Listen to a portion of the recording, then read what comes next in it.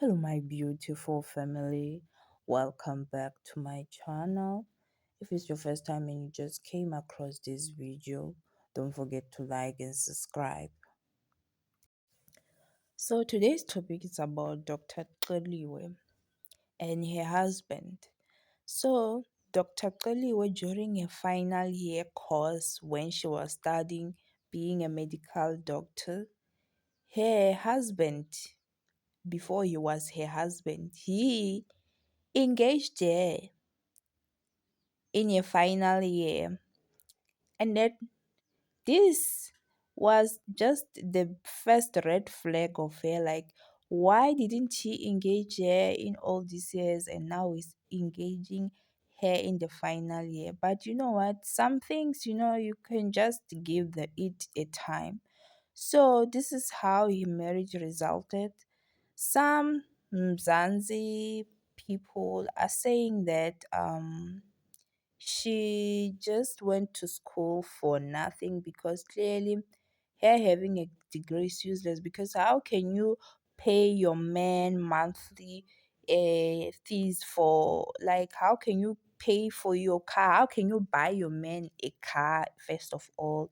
Like, it just doesn't make sense. So many people are blaming her that maybe sometimes she acted stupid.